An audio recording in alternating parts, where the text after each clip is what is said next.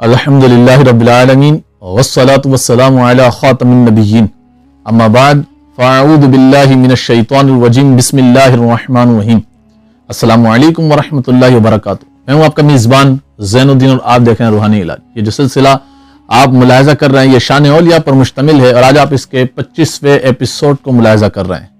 آج جن بزرگ ہستی جن رب تبارک و تعالیٰ کے مقرب ولی کا میں تذکرہ آپ کے سامنے پیش کرنے جا رہا ہوں، ان کے کئی القابات ہیں، جیسے محی الدین، قطب الاقطاب، غوث اعظم، میر میرا، محبوب سبحانی، قندیل نورانی، شہباز لامکانی، حضور غوث پاک شیخ عبد القادر جیلانی رحمۃ اللہ تعالی علیہ، جن کے ولایت کے ڈنکے ان کی پیدائش سے پہلے سے بج رہے تھے اور ان کے آنے سے 400 سال پہلے تک کے بزرگان دین ان کے بارے میں تذکرہ کرتے آئے تھے، ان کے بارے میں بتاتے آئے تھے۔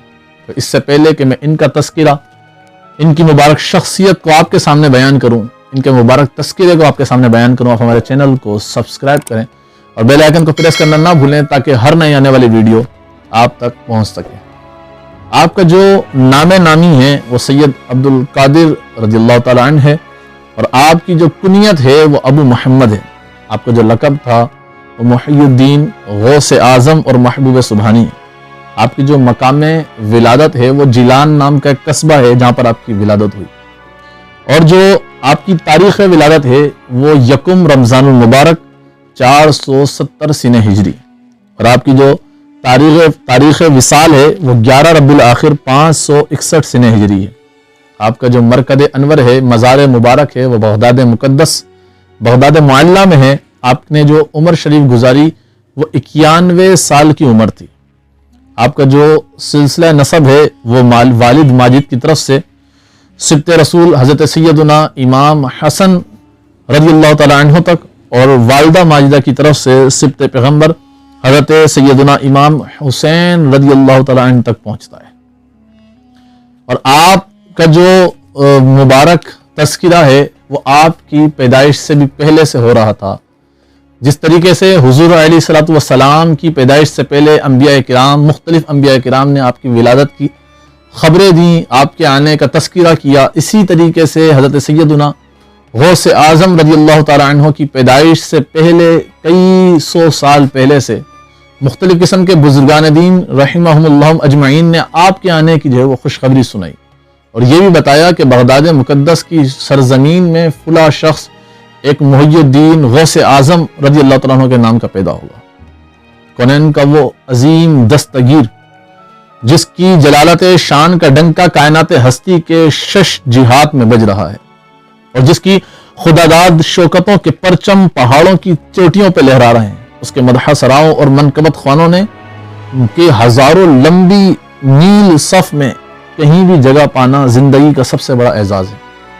سرکار غوث الورا کی عظمت مقام کا کیا پوچھنا۔ کہتے ہیں کہ ابھی فرش گیتی کے قدموں کی ٹھوکر سے سرفراز نہیں ہوئی تھی کہ ان کے خورشید کمال کا سپیدہ سحر دلوں کے آفاق پر چمک رہا تھا۔ رحمت و نور کے کتنے ہی آبشاروں نے اس بحر بیکراں سے زندگی کی خیرات مانگی، اور وقت کے بڑے بڑے مسند نشینوں نے اپنے امیر کشور کی آمد کے غلغلے بلند کیے۔ سرکار غوث الورا کی کتاب زندگی کا یہی وہ باب ہے جسے پڑھنے کے بعد اقلیم ولایت میں ان کی شہنشاہی کا یقین چمکنے لگتا ہے۔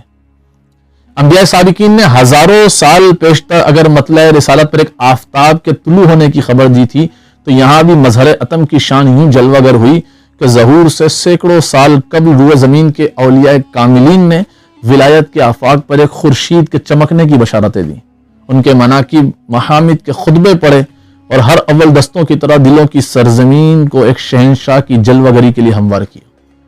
مشہور خاندان اہل بیت میں سے حضرت امام حسن عسکری رضی اللہ تعالیٰ عنہ، ان کے حوالے سے بھی یہ واقعہ ملتا ہے۔ مخزن القادریہ میں ان کے حوالے سے بھی ایک حکایت ملتی ہے کہ خانوادہ اہل بیت کے چشم و چراغ حضرت امام حسن عسکری رضی اللہ تعالیٰ عنہ نے اپنی زندگی کے آخری لمحات میں خاندان کا مقدس خرقہ اپنے وارث کے حوالے کیا، اور ارشاد فرمایا کہ 5ویں صدی کے آخر میں عراق کی سرزمین سے ایک عارف باللہ کا ظہور ہوگا جس کا نام عبد القادر ہوگا، اور لقب محی الدین ہوگا۔ یہ امانت بحفاظت تمام اس تک پہنچا دی جائے۔ چنانچہ وہ مقدس امانت نسل در نسل منتقل ہوتی رہی، یہاں تک کہ ماہ شوال 499 سنہ ہجری میں ایک امین وقت کے ذریعے سرکار غوثیت تک پہنچ گئی۔ تو یعنی کہ حضرت امام حسن عسکری رضی اللہ تعالی عنہ نے آپ کے آنے سے سینکڑوں سال قبل جو ہے وہ آپ کے آنے کی جو ہے وہ خبر دے دی تھی۔ اسی طریقے سے حضرت جنید بغدادی سید الطائفہ رحمۃ اللہ تعالی علیہ کے حوالے سے ملتا ہے کہ ایک دن عالم کیف میں بیٹھے ہوئے اور عالم کیف میں آپ کی زبان پر یہ کلمات جاری ہوئے کہ قدمہ علی رکبتی، قدمہ علی رکبتی، اس کا قدم میری گردن پر، اس کا قدم میری گردن پر۔ یہ الفاظ سن کر لوگ حیران رہ گئے۔ کہتے ہیں حالت کیف کے افاقے کے بعد دریافت کیا تو ارشاد فرمایا کشف باطن کے ذریعے مجھے معلوم ہوا کہ 5ویں صدی میں عارفوں کا تاجدار پیدا ہوگا جو مشیت یزدانی کا اشارہ پا کر ارشاد فرمائے گا قدمی ہذہ علی رکبۃ کل ولی اللہ، میرا یہ قدم تمام اولیاء اللہ کی گردنوں پر ہے۔ اضطراب شوق میں آج ہی اس کی جلالت شان کے آگے میری گردن خم ہو گئی اور عالم کشف میں یہ الفاظ بے ساختہ زبان پر جاری ہو گئے۔ یہ ترغیب الناظر کے اندر آپ کا یہ قول نقل ہے، یعنی پتہ یہ چلا کہ آپ کے آنے سے پہلے آپ کے آنے کا شہرہ ہو چکا تھا اور بڑے بڑے اپنے وقت کے جلیل القدر بزرگان دین نے آپ کے آنے کی خبریں دے دی تھیں۔ اسی طریقے سے بلخ کے ایک عظیم بزرگ حضرت شیخ بلخ حضرت خلیل رحمۃ اللہ تعالی علیہ نے بشارت دی کہ 5ویں صدی کے اخیر میں خدا کا ایک برگزیدہ بندہ ظہور فرمائے گا، اس کا لقب محی الدین ہوگا۔ اولیاء و اقطاب کی سروری کے منصب پر اسے فائز کیا جائے گا، خدا کے مقرب بندے اس کے نقش قدم پر چلتے ہوئے فخر محسوس کریں گے اور حیات ظاہری کے بعد اس کے تصرفات کا سلسلہ جاری ہوگا۔ اسی طریقے سے ایک اور مشہور بزرگ اپنے وقت کے مشہور مشائخ کرام میں سے حضرت شیخ ابو بکر بطاحی رحمۃ اللہ تعالی علیہ، انہوں نے ارشاد فرمایا کہ عراق میں 8 اوتاد ہیں، حضرت معروف کرخی، حضرت امام احمد بن حنبل، حضرت بشر حافی، حضرت منصور ابن عمار، حضرت جنید بغدادی، حضرت سری سکتی، حضرت سہل ابن عبداللہ اور حضرت عبد القادر جیلانی رضی اللہ تعالی عنہ۔ لوگوں نے حیرت سے دریافت کیا کہ یہ حضور یہ عبد القادر جیلانی کون بزرگ ہیں؟ ارشاد فرمایا غوثیت کبریٰ کے منصب میں فائز ہونے والے 5ویں صدی میں تشریف لا رہے ہیں، عجم میں پیدا ہوں گے اور بغداد میں سکونت فرمائیں گے۔ اب دیکھیں کہ اس وقت ان کا تذکرہ ہوا کہ جس وقت یہ پیدا بھی نہیں ہوئے تھے، اس ٹائم پر شیخ ابو بکر رحمۃ اللہ تعالی علیہ نے آپ کے آنے کی خبر دی۔ اور یہاں تک ہی بات نہیں، بلکہ جب حضور غوث پاک رضی اللہ تعالی عنہ ابھی اس دنیا میں تشریف نہیں لائے تھے، ابھی صبح کا وقت تھا جس وقت آپ کی پیدائش ہونی تھی، اس ٹائم رات کے وقت میں حضور غوث پاک شیخ عبد القادر جیلانی رحمت اللہ تعالی علیہ کے والد بزرگوار کے خواب میں حضور علیہ الصلوۃ والسلام تشریف لائے اور تشریف لا کے فرمایا یا ابا صالح آتاک اللہ تعالی ابنا صالحا وهو ولدی ومحبوبی ومحبوب اللہ تعالی وسیکون له شان عالم فی الاولیاء والاقطاب۔ اے ابو صالح، تجھے اللہ نے ایک فیروز مند بیٹا عطا فرمایا جو میرا مانوی فرزند ہے اور میرا اور میرے رب کا محبوب ہے، اولیاء اقطاب کی صفوں میں اس کی بہت بلند و بالا شان ہوگی۔ اب یہ سوچیں، یہ دیکھیں کہ حضور غوث پاک رضی اللہ تعالیٰ عنہ ابھی جس صبح میں پیدا ہونے والے ہیں، ابھی ان کی صبح پیدائش ہوگی، رات میں حضور علیہ الصلوۃ والسلام نے آ کر ان کا جو ہے وہ بیان کیا کہ اس طریقے سے تمہارے یہاں ایک نیک فرزند پیدا ہونے والا ہے۔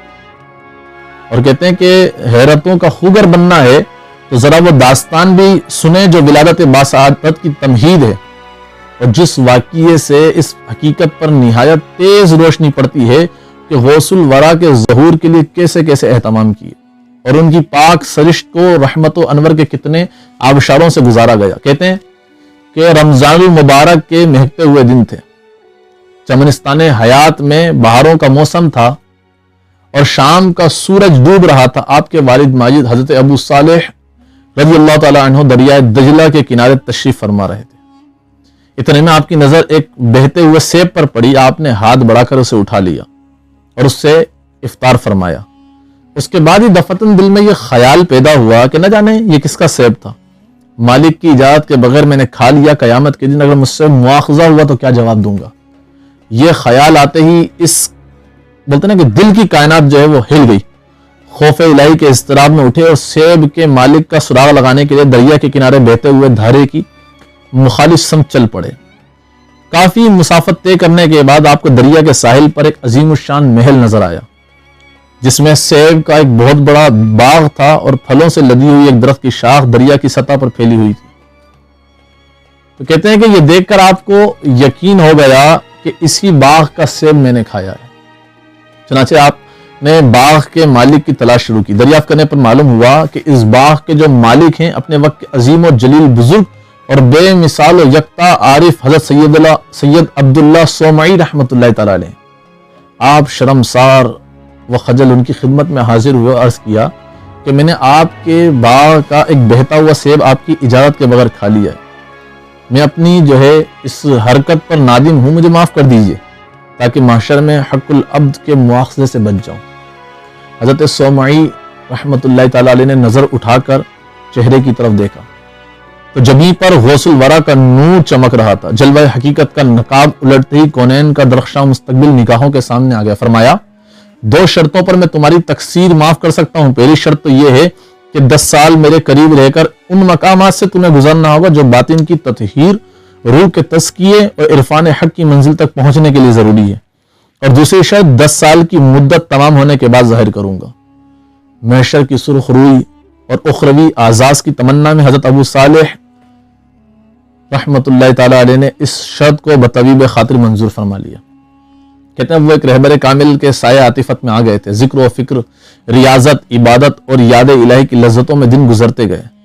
اسرار عیب کے جلووں کا قرب بڑھتا گیا اور مشاہدہ حق کی روشنی تیز سے تیز تر ہوتی گئی، یہاں تک کہ 10 سال کی مدت جس دن تمام ہوئی وہ عقلی میں عشق و عرفان کی مسافت طے کر چکے تھے۔ اب دوسرے دن حضرت سومعی رضی اللہ تعالی عنہ رحمۃ اللہ تعالی علیہ نے انہیں اپنے قریب بلایا اور کہا اب میری دوسری شرط باقی رہ گئی ہے، وقت آ گیا ہے کہ اسے ظاہر کروں۔ میری ایک ایسی لڑکی ہے جس میں 5 عیب ہیں۔ پہلا عیب یہ ہے کہ وہ گونگی ہے، دوسرا عیب یہ ہے کہ وہ بہری ہے، تیسرا عیب یہ ہے کہ وہ اندھی ہے، چوتھا عیب یہ ہے کہ وہ لنگڑی ہے، اور 5واں عیب یہ ہے کہ وہ لولی ہے۔ تم اسے اپنے نکاح میں قبول کر لو۔ حضرت ابو صالح جن کا لقب جنگی دوست تھا، حضرت ابو صالح جنگی دوست رحمۃ اللہ تعالی علیہ نے اسی جذبے میں اس شرط کو بھی منظور فرما لیا۔ کہتے ہیں کہ عقد نکاح کے بعد جب شب زفاف آئی، حضرت ابو صالح حجرہ عروسی میں داخل ہوئے تو اب کیا دیکھتے ہیں کہ خوبصورت، انتہائی حسین، جسم و اعضاء کی سلامت دوشیزہ سامنے بیٹھی ہوئی ہے۔ بہت حیران ہوئے اور فوراً الٹے پاؤں پلٹ کر واپس چلے آئے۔ حضرت سومعی رحمۃ اللہ تعالی کو خبر ہوئی، انہوں نے وجہ دریافت کی تو نگاہیں نیچی کیے عرض کیا جن 5 عیبوں کی نشاندہی آپ نے فرمائی تھی تو وہاں تو ایک عیب بھی نہیں، اس لیے اجنبی عورت سمجھ کر میں واپس چلا آیا۔ یہ شان تقویٰ دیکھ کر حضرت سومعی کی آنکھوں میں خوشی کے آنسو امڑ آئے۔ عالم کیف میں فرمایا یقین کرو وہی تمہاری رفیقہ حیات ہے۔ جن 5 عیبوں کی میں نے نشاندہی کی ہے وہ طہارت و عفت کے حقائق کی تعبیرات ہیں۔ وہ اندھی ہے، یعنی آج تک کسی نامحرم کے چہرے پر اس کی نظر نہیں پڑی۔ وہ گونگی ہے، یعنی آج تک اس نے کوئی ناشائستہ بات اپنے منہ سے نہیں نکالی۔ اور وہ بہری ہے، یعنی آج تک کسی اجنبی کی آواز کو اس نے اپنے پردہ سماعت تک پہنچنے ہی نہیں دیا۔ وہ لنگڑی ہے، یعنی آج تک معصیت کی طرف اس کے قدم نہیں اٹھے ہیں۔ اور وہ لولی ہے، یعنی آج تک اپنے ہاتھوں سے اس نے گناہ کا ارتکاب نہیں کیا۔ یہ حیرت انگیز خبر سن کر حضرت ابو صالح جنگی دوست رحمۃ اللہ تعالی خوشی سے جھوم اٹھے اور ایک تقدس سے پیکر وفا سرشت اور پاک تنیت شہزادی کو اپنے حریم زندگی میں پا کر جذبہ شکر سے معمور ہو گئے۔ تو یہ ابتداءً وہ قصہ جو غوث الورا غوث اعظم محی الدین شیخ عبد القادر جیلانی رحمۃ اللہ تعالی علیہ کی دنیا میں آنے کا جو سبب بن رہا ہے، جو واقعات پہ در پہ ہو رہے ہیں، یہ اس کی پہلی کڑی تھی۔ انشاءاللہ کل آپ اس کے اگلے حصے کو ملاحظہ فرمائیں گے اور آپ سنیں گے کہ ایک قطب الاقطاب، ایک وقت کا غوث کس طریقے سے ایک چور کو جب پکڑتا ہے تو اسے ابدال بنا دیتا ہے۔ آج تک کے لیے اتنا ہی، اگلے سلسلے یعنی کل کے سلسلے تک کے لیے مجھے اجازت دیں۔ السلام علیکم ورحمۃ اللہ وبرکاتہ.